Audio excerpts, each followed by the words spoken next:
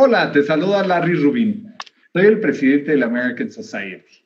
El American Society, fundado en 1942 por el entonces embajador de Estados Unidos en México, George S. Messersmith, y los líderes de la comunidad americana de ese entonces, decidieron hacer el American Society para representar a la comunidad americana en su conjunto. Hoy la comunidad americana son 2 millones de norteamericanos viviendo en México, miles de empresas aportando millones de dólares a la economía mexicana y creando millones de empleos bien pagados en el país, y cientos de organizaciones no lucrativas, ONGs, apoyando a mexicanos y mexicanas. De igual forma, quisiera agradecer a nuestros aliados, que sin su ayuda no podríamos hacer mucho de este trabajo, y ellos son 3M, EY, Constellation Brands, La Moderna y Dow. Y ahora sí tengo el agrado y el enorme gusto de presentar a nuestra presidenta del Comité de Eventos e Imagen, también miembro del Consejo Directivo, a Patricia Kelly, porque tenemos un programa muy especial que es aparte un tema fundamental en la vida de todos nosotros día con día.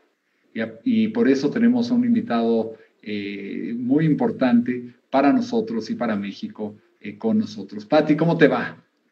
¿Qué tal, Larry? Pues aquí con el gusto de saludarte como siempre y muy emocionados de que nos haya aceptado la directora de Conagua, Blanca Jiménez Cisneros, quien nos va a platicar sobre todos los logros y los retos que ha tenido como directora de Conagua. Les voy a leer su semblanza, es muy rica y muy nutrida, pero la voy a tratar de resumir. Blanca, mucho gusto y de veras nos encantó que nos hayas aceptado, porque creo que el tema del agua para todos es una preocupación fundamental. Entonces, con eso dicho, Blanca Jiménez Cisneros, directora general de la Comisión Nacional del Agua, siendo la primera mujer en ocupar esta posición. Por eso me atreví yo a presentarte, Blanca, porque en honor a las mujeres, es ingeniera ambiental con maestría en control de la contaminación, doctorado y postdoctorado en tratamiento de agua residual y de reuso.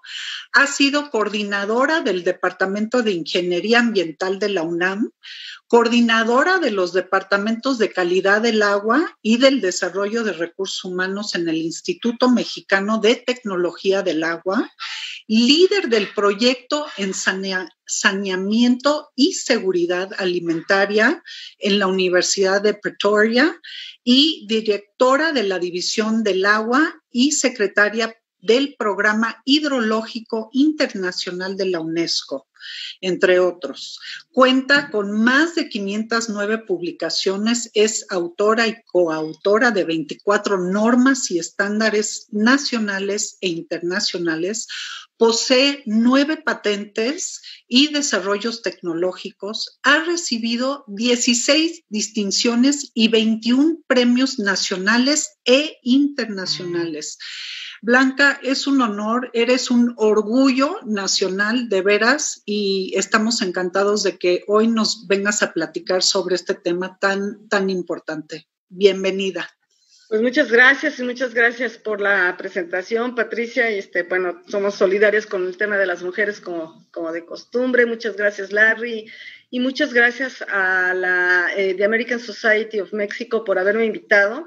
Yo no sabía estos números tan impresionantes de cuánta gente americana está viviendo, bueno, de Estados Unidos está viviendo en nuestro país. Es impresionante porque casi siempre oímos los números de mexicanos en Estados Unidos y no de viceversa, pero sí es un tema que debemos de trabajar más y nos debería forzar a trabajar de una manera más unida y mucho más integrada. Entonces, muy interesantes, gracias por la información.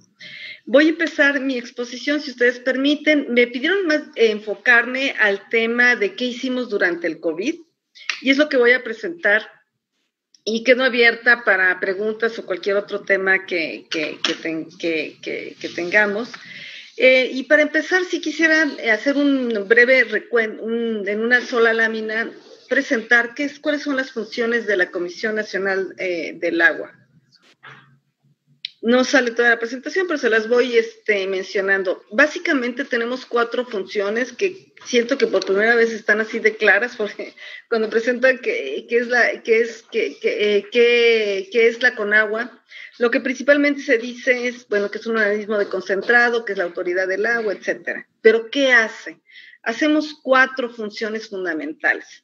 Primero, administrar el recurso del agua.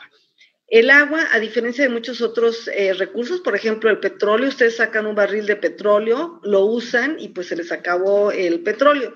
En cambio, ustedes sacan un metro cúbico de agua, lo usan y queda el metro cúbico del agua, y tendríamos que ver cómo se puede volver a utilizar este recurso, y por eso es muy importante tener una administración de este recurso y que se haga de una manera ordenada y transparente, que le digamos a alguien, este es tu metro cúbico de agua, lo usas en estas condiciones, por favor me lo regresas en esas otras condiciones y en tal punto, para que el que sigue lo pueda usar. Entonces es lo que hace la Conagua, la cuestión de esta administración. También aquí tiene que ver en todo esto los permisos de control de la contaminación y todos estos temas, pero a la administración de un recurso que es un líquido vital, que es un líquido, ahorita platicábamos también del tema que es un tema muy social, muy económico, que engancha mucho a las gentes y por lo mismo está mucho en el platicar, en los decires de la gente, y es un tema que fácilmente puede mover a la población. El segundo tema que hacemos es los servicios de entrega de agua en bloque. Yo lo que siempre digo es que la queja número 1 que recibo cuando hablo en público es que por qué no le llega el agua a la casa de la gente. Entonces tengo que explicar que esa no es la función de la Conagua. Nosotros le entregamos en bloque a los organismos operadores del agua de ciudades una cierta cantidad, y ellos son los que las distribuyen hasta sus casas. Entonces nosotros hacemos el manejo de agua en bloque para ciudades, para comunidades rurales. A veces aquí sí entramos un poco más, pero también aseguramos que tengan las comunidades rurales su agua, y hacemos este mismo servicio para presentar y dar el agua a las grandes organizaciones de usuarios para que ellos, o sea, desde la presa, en los canales primarios, y en canales secundarios y en parcela, son los usuarios los que se los reparten o tienen algún mecanismo. O sea, también entregamos el agua en bloque a las ciudades. Mucho ojo con este sistema. No sé si por ahí luego me pueden prestar esta diapositiva, porque el tema de todo lo que hacemos en infraestructura hidroagrícola es muy poco conocido, pero es una infraestructura que nos sirve también para llevar el agua a la gente, que nos sirve para el control de las inundaciones, que nos sirve también para hacer acuacultura, pesca y toda una gran cantidad de cosas. La tercera actividad que tenemos es toda la atención a los fenómenos hidrometeorológicos para proteger a la población y sus bienes ante sequías e inundaciones. Entonces es otro tema que también manejamos. El Servicio Meteorológico se encuentra con nosotros, que es una de las instituciones más antiguas que tiene el gobierno, y atendemos junto con esto, y también con una unidad especial que atiende a la gente durante las emergencias y que también fue la que nos ayudó a participar en la atención del COVID. Y finalmente construimos, mantenemos y operamos una gran cantidad de infraestructura que tiene la Conagua. De presas importantes tan solo tenemos 813. Tenemos de canales cerca de 140,000 kilómetros de canales, y de caminos rurales, que mucha gente no sabe que Conagua también opera muchos caminos rurales, porque junto a los caminos de riego construimos caminos que son un gran beneficio para la población rural. Tenemos más de 178,000 kilómetros de caminos rurales, mucho más de lo que tiene la Secretaría de Comunicaciones y Transportes. Y estamos haciendo todo esto y todos estos temas, y trabajando y rehaciendo y viendo cómo le dábamos un enfoque 4T a todo este tema cuando nos cae el tema de COVID. Fue para muchos una sorpresa. Yo creo que el tema de salud está bien conocido, el tema del agua poco conocido. Se tuvo que trabajar prácticamente todas las empresas de agua frente a en las rodillas para tratar de sacar este tema. Pero básicamente entre los servicios que no paran durante el COVID está el suministro de la energía eléctrica, pero también el suministro del agua y mantener la alimentación y por lo tanto el riego. Entonces la Conagua no paró, tuvimos que seguir básicamente con todas nuestras actividades más la atención al COVID. Una de las primeras preguntas que se hizo, que todos nos hacíamos a nivel internacional es, ¿se transmite o no el COVID por el tema del agua? Y se hizo una revisión, se analizó, básicamente no se esperaba, como ocurre, que hubiera una posibilidad muy importante de transmisión, simple y sencillamente porque los virus que pueden afectar vía el órgano digestivo, pues son cierto tipo de virus que resisten pues las condiciones del estómago con un pH de 2, resisten toda una serie de condiciones muy diferentes y les gusta estar en medios líquidos. Entonces, si vienen en el agua y le gustan estar en el agua y luego sigue en el estómago y también tiene medio líquido, hay facilidad de transmitir. Pero al COVID le gusta estar en el aire, por eso es que entra vía aérea y vía pulmones. Entonces, esas propiedades hacen que este virus no sea fácilmente transmitible vía, le llamamos nosotros fecal oral, o sea, vía el consumo del agua. A menos de que hayan conexiones muy cerca de agua residual directas con agua potable, podría haber algún riesgo, pero hasta ahorita no se ha registrado una contaminación directa por consumo de agua. También la buena noticia es que en general todos los que son coronavirus, este tipo de virus como corona, por eso es que tiene así sus bolitas y como una coronita, tienen una membrana muy frágil. Y eso hace que sean altamente sensibles al cloro, que es una excelente noticia porque el método tradicional de desinfección es el cloro para el agua, entonces prácticamente todos los sistemas que cloren bien estarían protegidos. Eso fue una buena noticia, pero en general para muchos lugares, pero para lugares como en nuestro país donde no necesariamente todo estaba clorado, pues sí nos puso a trabajar y es lo que les voy a platicar. La otra cosa que se dice mucho todavía, es que hay que lavarse constantemente las manos. ¿Por qué? Porque la Organización Mundial de la Salud sabe que lavarse las manos periódicamente reduce en 25% la prevalencia de enfermedades respiratorias. Todavía no está el número exacto para el COVID, se espera que sea mucho más alto porque es mucho más fácil de transmitir, pero por lo menos lo que de alguna manera se dice es que si toda la gente se puede lavar periódicamente las manos, tendríamos necesidad de 25% menos de camas de alta atención y pues en un momento en que se tienen pocas camas y que son tan costosas todo el sistema de tratamiento, pues resulta muy importante. También ya un poco más avanzada la pandemia, ya se supo que el tener un agua con un cloro residual libre de 0.5 miligramos litro aseguraba tener una buena desinfección. Normalmente nosotros trabajábamos a 0.2, entonces tuvimos que subir o implementar todo un sistema para que todo el país subiera a 0.5 miligramos por litro. Esos serán los retos. Entonces, ¿qué hicimos? Bueno, vimos que se venía todo un mundo y empezamos a ver cuáles eran los problemas, problemas en las ciudades, problemas en las zonas rurales, y se decidió que la federación participara principalmente en la atención a la población vulnerable de ciudades y de zonas rurales y dejar a los organismos operadores de agua que mejoraran su sistema común de desinfección.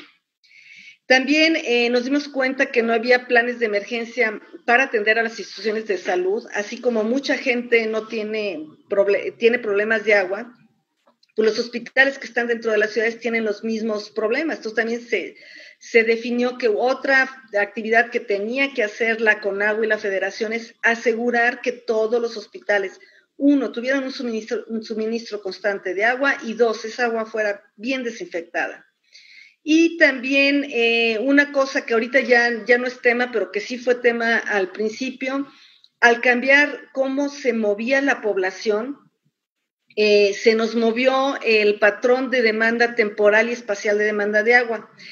Normalmente tenemos una curva, en todas las ciudades tienen siempre una curva que es característica y muy parecida en las ciudades, en la cual la demanda de agua es muy alta en la mañana, antes de salir en la casa, cuando todos nos estamos bañando, lavando las manos, desayunando, y luego baja mientras nos transportamos, un poco alto a media de la mañana, sube a la hora de la comida, en la tarde más o menos baja, y luego sube poco en la noche.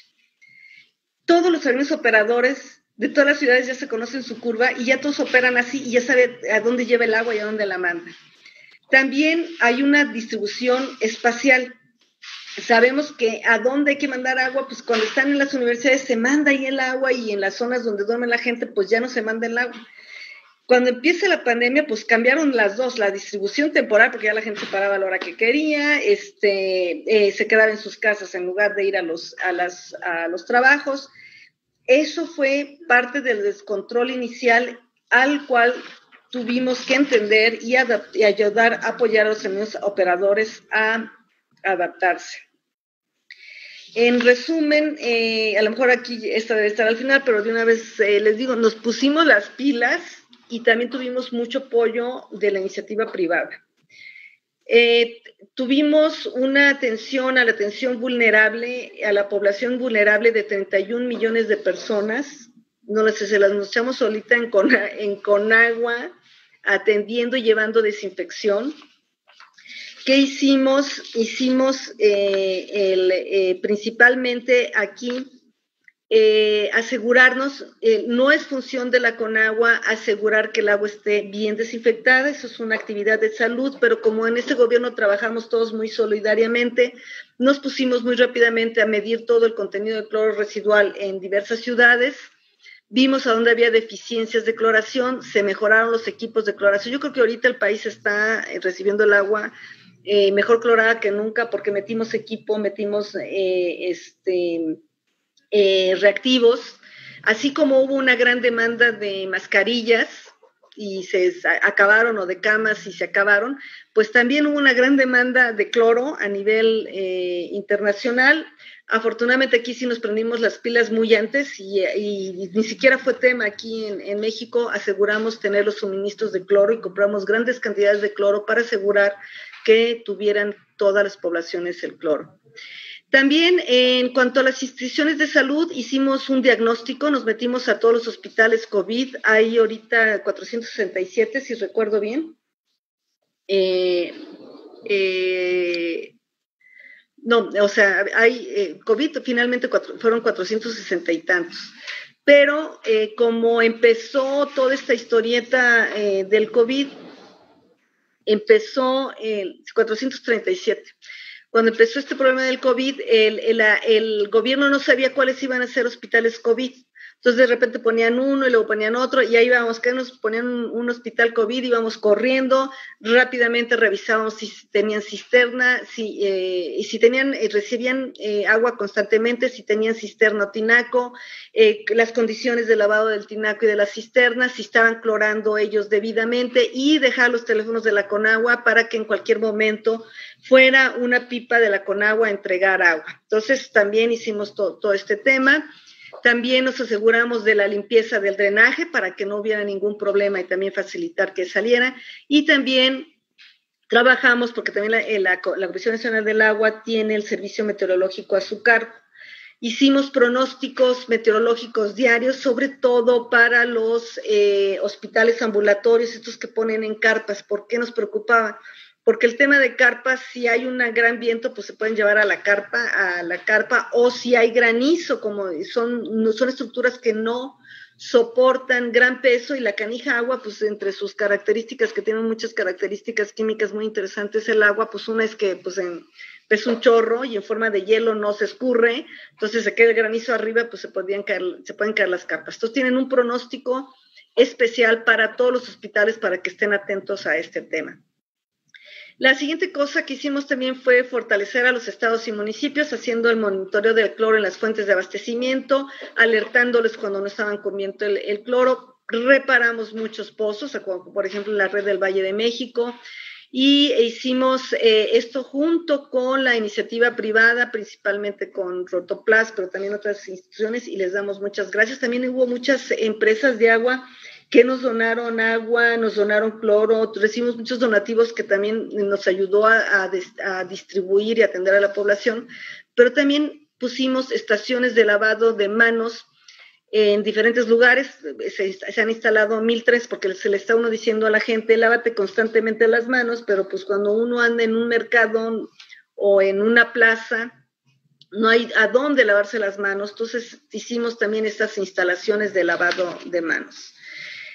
Atendimos, como les decía yo, 30 millones de personas en 6,260 localidades de 31 estados, entregando insumos, equipo de cloración y con una inversión que ahí la tienen, y ahí tienen la atención de los diferentes estados que se hizo. Eso lo hicimos a través de los organismos operadores, y ya la Conagua directamente, pues nosotros nos dedicamos a ir a las zonas de muy alta y alta marginación. Y aquí llevar el agua y llevar la pipa a estas zonas es todo un reto. Muchas de estas comunidades están en zonas altas y los caminos no son los apropiados. De hecho, hubo accidentes, afortunadamente no en nuestros casos, pero con un sistema de agua donde iban con pipas en caminos muy cortos y pues tuvieron un accidente, porque esos caminos tan poco anchos de terracería pues no están hechos para atender pipas. Entonces hubo accidentes, un accidente pues serio. Entonces el ver ese tipo de cosas también nos motivó a hacer una siguiente reflexión. A ver, es muy importante llevar agua, pero también sabemos que el gel es muy bueno para desinfectar. Entonces se hizo un estudio comparativo para ver cuándo convenía llevar agua y cuándo convenía llevar una combinación de agua con gel. El gel sirve aproximadamente, bueno, dependiendo del litro de gel, para cerca de 500 a 700, 500 desinfecciones, mientras que 1 litro de agua le alcanza más o menos para la mitad, y un metro cúbico de agua pues pesa 1 tonelada, y en cambio 1 litro de gel ocupa mucho menos volumen y pues que pesará 200, 300 gramos. Entonces aprendimos que a las comunidades rurales y también a las comunidades periurbanas en ciudades que generalmente están en zonas altas, pues lo mejor era llevarles o puro gel o una combinación de ambos para ser más costo efectivos.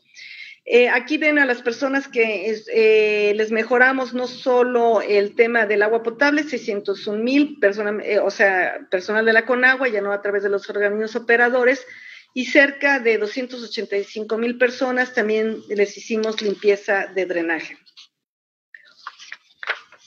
Otra cosa que también nos preocupó fue las comunidades indígenas, y aquí, bueno, sabemos que hay cerca de 60 diferentes lenguas indígenas que se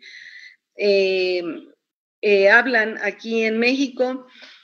Y nosotros identificamos las 13 más importantes y que también podían entenderse en otras comunidades. Junto con el INPI y la Secretaría de Bienestar hicimos un manual de cómo desinfectar el agua, medidas alternativas y precautorias cuando no hay agua, cuando no llegue el gel, pues cómo utilizar cloro o alguna otra sustancia, radiación solar, para desinfectar, y lo traducimos a 13 lenguas indígenas.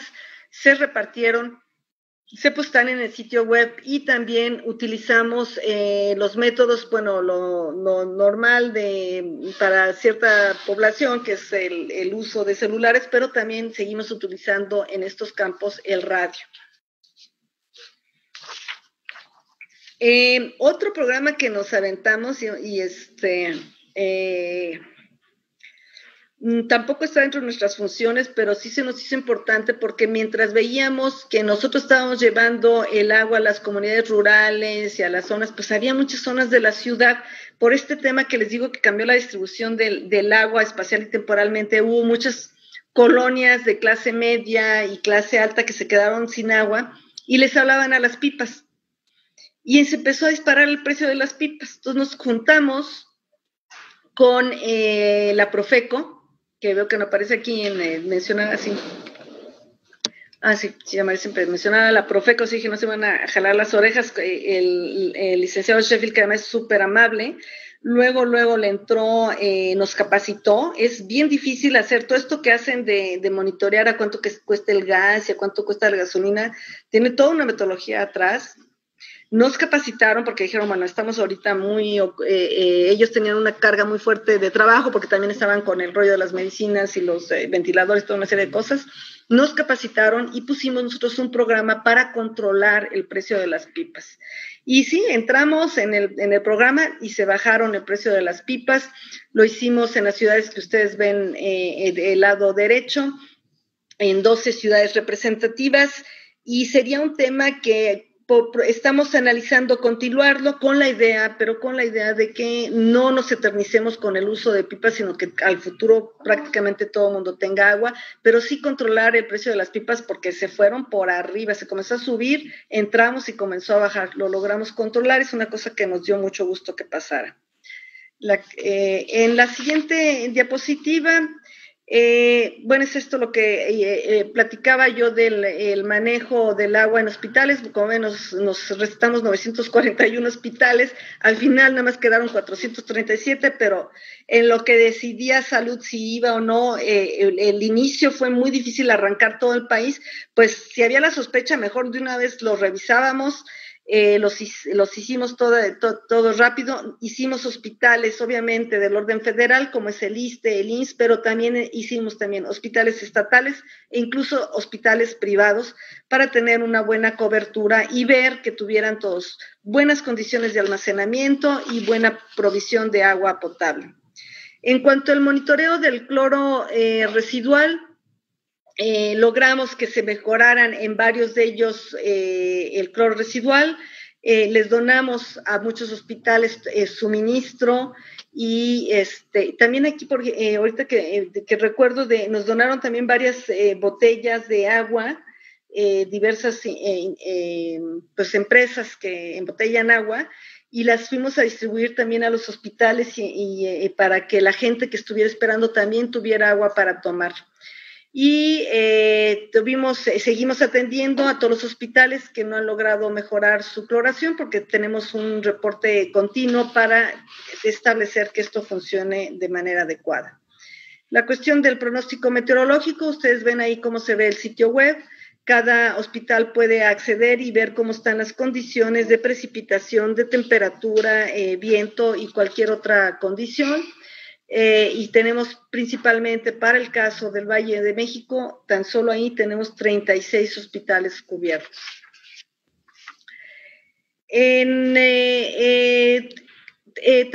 Otra cosa que recibimos, un problema que había que solucionar era cómo atender a muchas gentes y a muchos hospitales.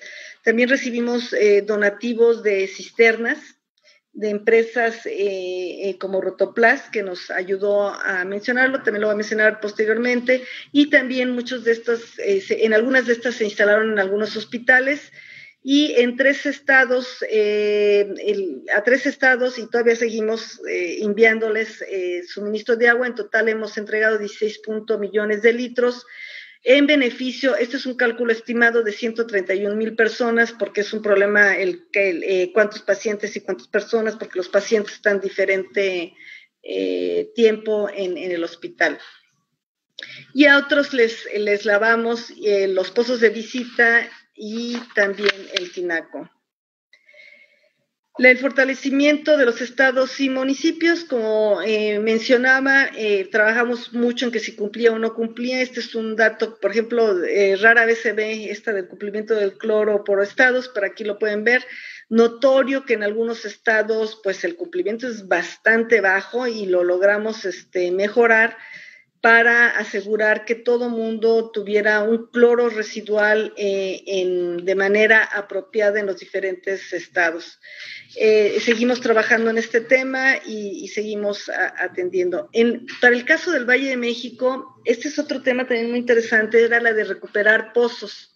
nos dimos cuenta que también había mucha infraestructura, y de hecho hay mucha infraestructura por todos lados.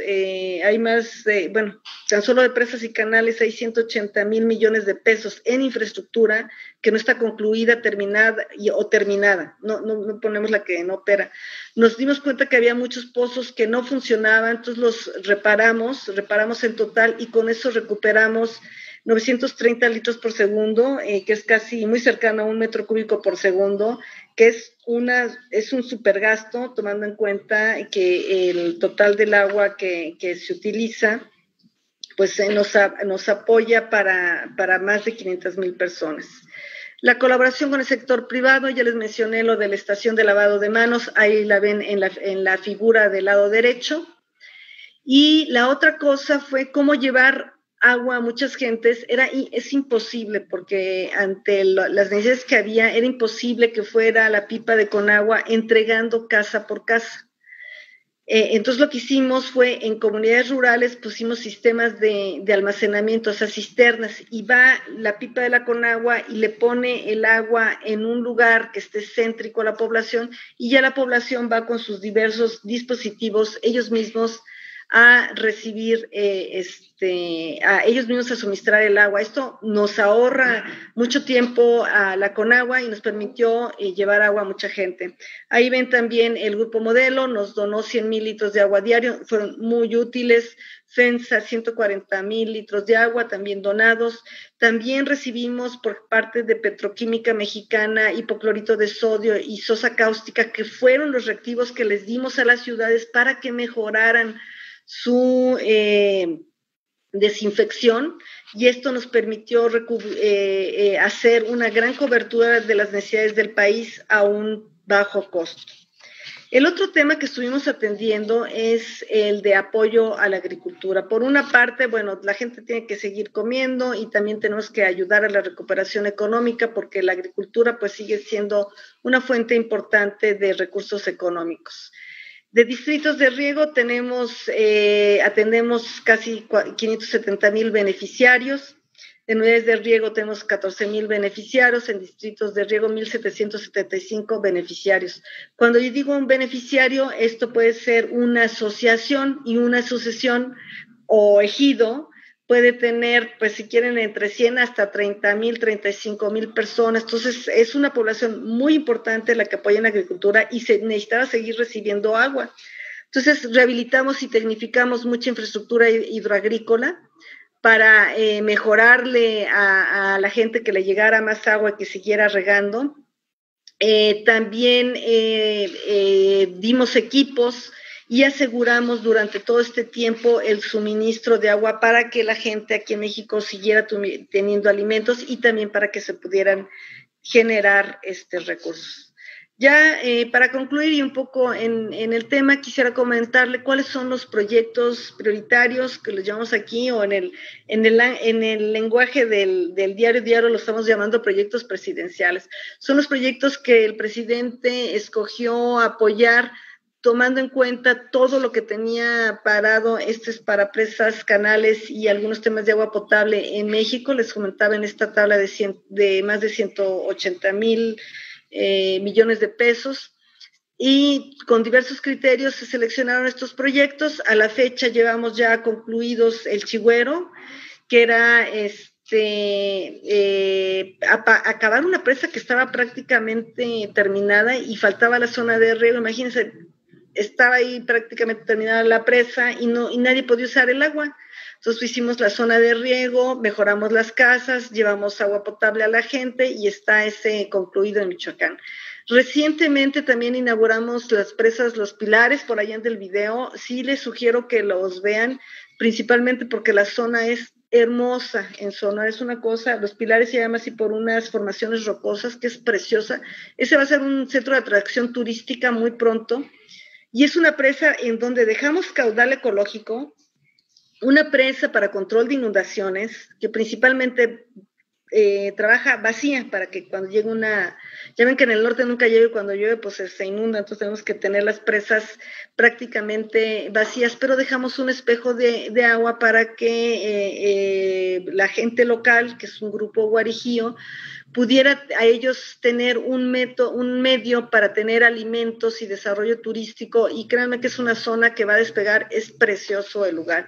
Y estamos trabajando en toda un gran número de actividades. Recientemente también el presidente mencionó lo del Parque Ecológico del Lago de Texcoco, que para iniciar vamos a habilitar 4,500 hectáreas, que 7 veces el parque de Chapultepec, para que tengan ustedes ideas. Me parece que es 3 veces el parque de Manhattan.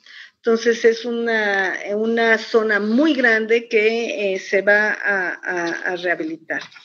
Y está muy bonito, también muy pronto lo vamos a abrir al público para hacer caminata. Ahorita ya hay una carretera camino de 40 kilómetros, donde para andar en bicicleta o en patineta o en go-kart o lo que quieran, va a estar muy bonito.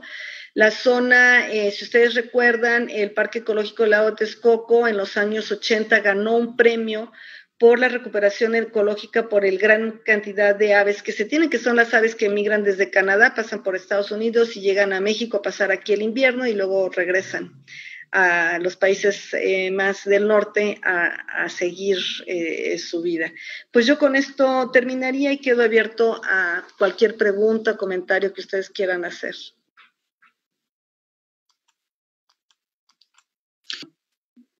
Muchas gracias, Blanca. Híjole, pues yo dije, voy a apuntar mis dudas y mis preguntas, pero ya sabía que tu presentación iba a ser muy completa y de veras nos abres los ojos a esta labor tan compleja que realiza Conagua. Yo la verdad no tenía idea de que estuvieran involucrados en tantos temas que tienen que ver con el agua y muy en especial ahorita con el COVID, caray. O sea, eso es fundamental, esa interconexión entre ustedes y todas las secretarías de salud, de Semarnat, me imagino, increíble. El día de hoy nos acompañan 2 miembros de nuestro Task Force, que son Brenda García y Julio Portales. No sé si alguno de ustedes quisiera hacerle una pregunta a la directora. Pues muchas gracias, Brenda García de PricewaterhouseCoopers. Y bueno, como dice Patti, la verdad que muy interesante su presentación. Y mi inquietud es en relación con la iniciativa que presentaron diputados de Morena y de otros grupos parlamentarios la semana pasada en la Comisión Permanente para crear una ley de aguas nacionales. ¿Ustedes están involucrados? ¿Cuál sería la posición de Conagua en este sentido? Gracias. ¿Quieres que acumulemos un par de preguntas, Blanca, o de una vez?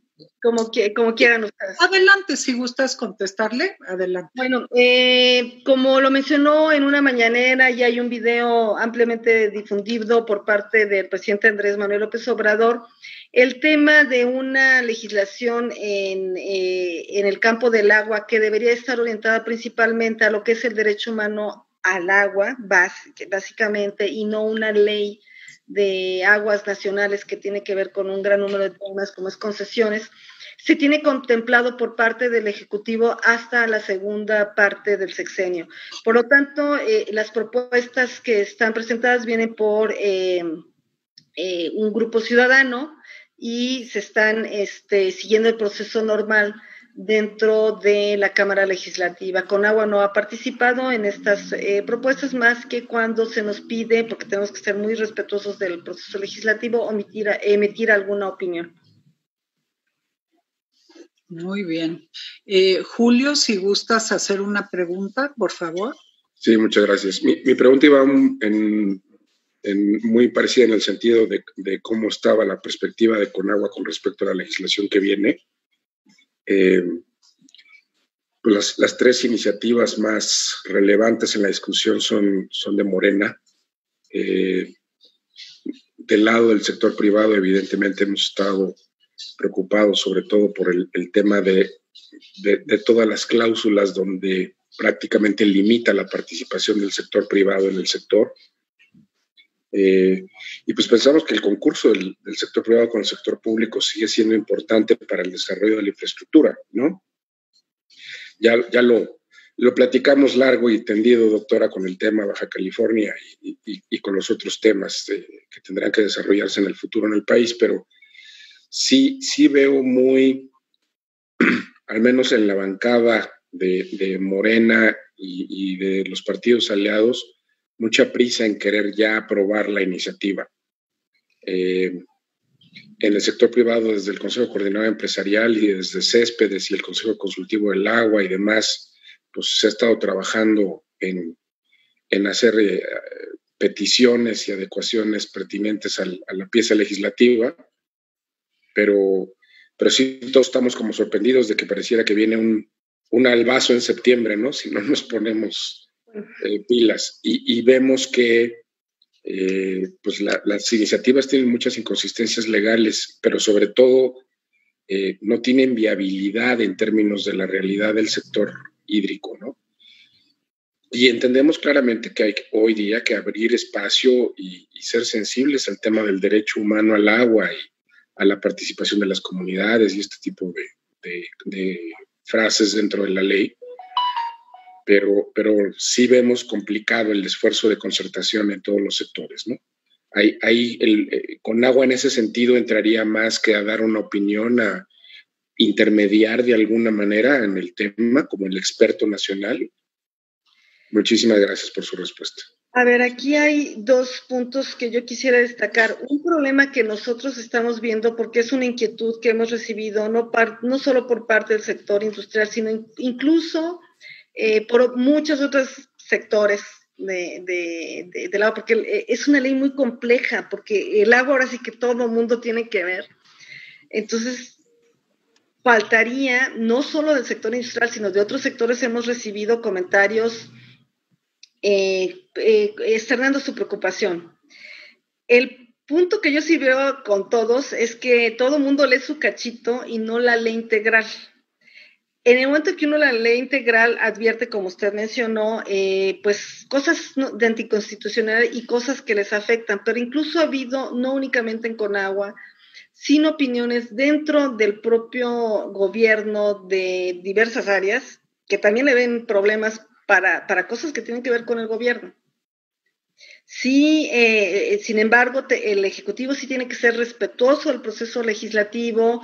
Nosotros, cada quien, bueno, Conagua, pues nosotros, yo creo que fuimos los únicos que tuvimos que leerla toda y vemos esas inconsistencias, pero sí estamos viendo también de diversas secretarías la misma preocupación. Por ejemplo, Relaciones Exteriores, pues por la naturaleza de la asociación, lo va a comentar, pues sí nos externó que pues no pensaban que la ley de aguas nacionales debería ser en donde se dijera que teníamos que revisar el TEMEC, por ejemplo. Entonces, son temas que preocupan a los sectores, que dicen, bueno, nos piden a la gente que se mete se revisen las leyes. Ahora, la posición de Conagua, más que entrar a discutir que si un artículo no, nos preocupa más la visión completa, porque si nos ponemos a discutir el artículo 2, a lo mejor se arreglan 24 y quedan 28, no, pero el punto de vista integral es lo que nos preocupa. Sí estamos conscientes que se requiere una ley general para regular el derecho humano al agua, porque sí hace falta coordinar lo que es el aspecto federal con el aspecto de los estados y municipal. Y eso es lo que mandata cuando se metió el artículo 4 y se mandató al legislativo hacer una ley general. Específicamente ahí se dice que cuando se requiere una ley que reglamente lo del cuarto constitucional. Y si uno lee las discusiones, menciona que los otros aspectos, específicamente, porque ya está usted hablando de modificar otros artículos, pues que esos no entren. Entonces también sería importante que leyeran, más también ustedes completamente, aunque sean de la parte de la industria. Sí es importante que cualquier ley máxima del agua, pues se hable con todos los sectores. El sector de la agricultura también ha externado preocupaciones. Entonces, si es una ley que todos tenemos que sumar, yo lo que sí veo, y veo general muy positivamente, es que todo mundo sí está a favor del derecho humano al agua. Yo creo que ahí todos ganamos. También veo que la participación ciudadana, todo el mundo piensa que es importante, pues para tener más transparencia. Entonces, yo creo que hay muchos puntos de consenso que se podrían trabajar. Desde la perspectiva del Ejecutivo, esto se haría para la segunda parte del sexenio. Eso es. Muchísimas gracias. Muchas gracias, Blanca. Pues mira, de tu presentación me llevo una grata sorpresa, que es el rescate del lago de Texcoco, que creo que desde nuestras culturas indígenas pues tenían la espirulina, se daban cosas estos nutrientes maravillosos que fuimos perdiendo con el tiempo. Entonces eso es una gran noticia. Y bueno, pues hay que recordar que pues no hay sustituto para el agua, ¿no? El agua es el elemento más importante para la vida. No hay sustituto.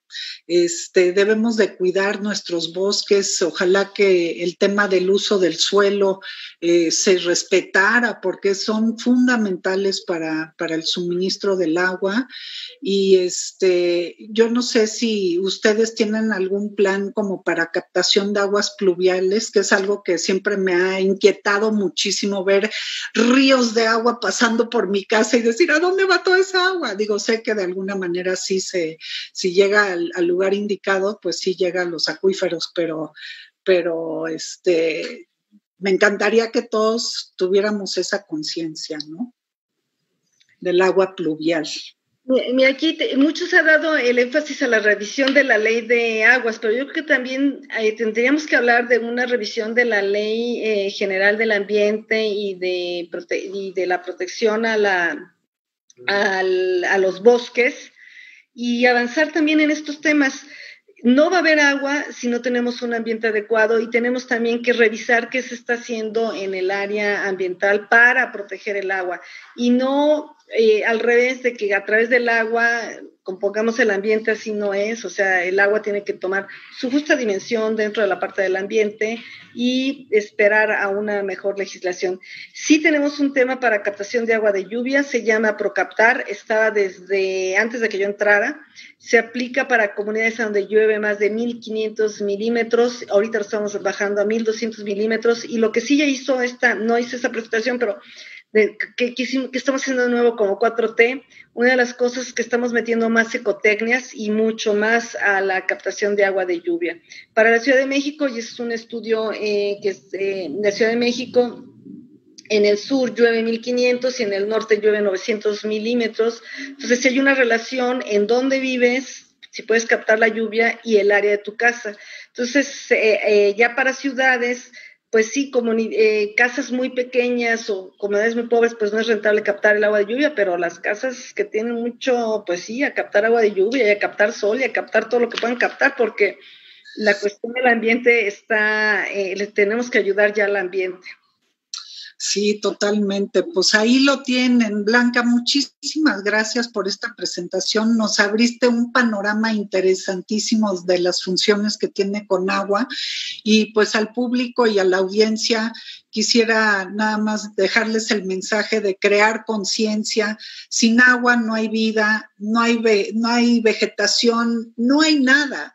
Debemos de cuidar el agua, y creo que hoy nos dejaste un mensaje muy importante. Inclusive con el COVID hay que estar hidratados, es una de las indicaciones médicas. Entonces, cuidemos el agua, y de veras espero que nos vuelvas a acompañar y nos sigas platicando sobre todo lo que hace Conagua. De veras, muchas gracias. Cuando quieran, ya sea yo, si es más general, o alguno de los expertos. Hay unos temas ahorita tenemos un tema de caudal ecológico, que hay un experto en caudal ecológico que les puede hablar muy bien. O sea, cualquier tema, el tema de los acuíferos, ustedes invítenos y nosotros con mucho gusto, porque una cosa que sí queremos hacer cada vez más es que conozcan más a la Conagua, porque también muchos de los golpes que se ha llevado a la Conagua es por falta de conocimiento o por una visión diferente de lo que era la Conagua. Entonces, ayúdenos a difundir lo que hace la Conagua. No, con muchísimo gusto, de veras que te vamos a tomar la palabra, y ya es un compromiso mutuo. Muchas gracias, Blanca. Pues muchas gracias a The American Society, fue un placer estar con ustedes. Para nosotros más, muchas gracias, hasta luego. Pues ahí lo tienen, Conagua y la gran labor que están logrando y la importancia que tiene Conagua dentro del sistema de distribución de agua, dentro del tema de COVID.